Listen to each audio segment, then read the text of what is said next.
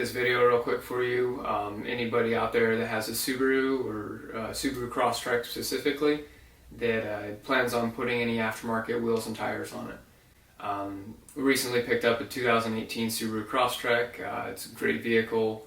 The plan is to give it a 2-inch lift, put some oversized wheels and tires on it, make it a little more beefy, take it camping, take it down trails, have some fun with it. First off, the wheels are the black Rhino Boxer wheels. They're 15x7 with a positive 15 offset. Tires are the Toyo Open Countries, and they are the 235 75R15s, and they are the LTs, so they have a thicker sidewall. The plan is to lift it, put the wheels and tires, some body armor, skid plates, stuff like that. The issue that we had is finding a hub-centric ring that would work, which I know a lot of people don't really choose to run. My personal opinion, anything that'll help make the tire run more concentric or true to the hub, to the car, it's better safe than sorry. It will help minimize any vibration or anything like that. It'll center the tire on the hub instead of using the lugs. To do so,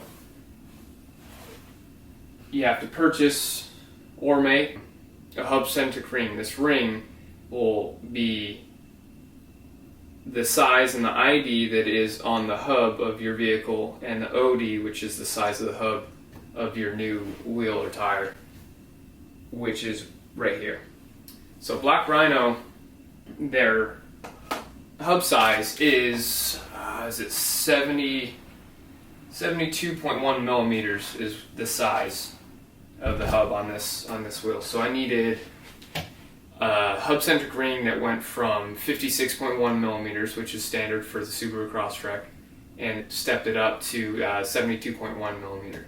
The issue that I had, I could not find a ring that was 56.1 to 72.1, and I looked everywhere.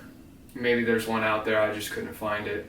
So what I ended up doing is I found two. I found one that was just smaller, one that was just bigger. I found that the size smaller was 71.9 millimeters, and then the one just bigger was 72.6 millimeters. And so I ended up going with one that was a little bit bigger, and then I machined down the OD of the ring.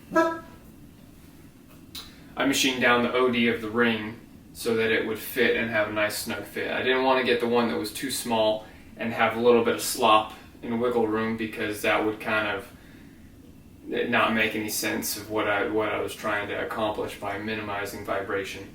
And so you want a nice slip, snug fit.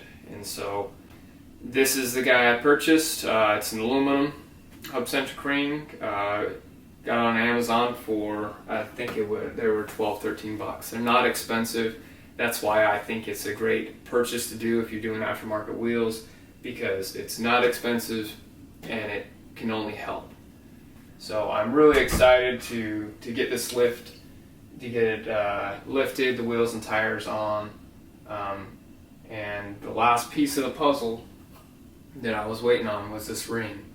I probably could have done the lift without it and installed everything, but I didn't want to start a project without having all the pieces of the puzzle, and this was a piece to the puzzle that I wanted to get. And so it was fun. I always enjoy doing little projects like this, either for me, for coworkers, or for friends. And so I hope it's something that helped you guys. I've had them on other vehicles with other aftermarket wheels using the rings. They popped right in and they worked great. So anyways, I hope this video helped. I hope this was somewhat useful or beneficial for you guys. And I hope you have a great day. Take care.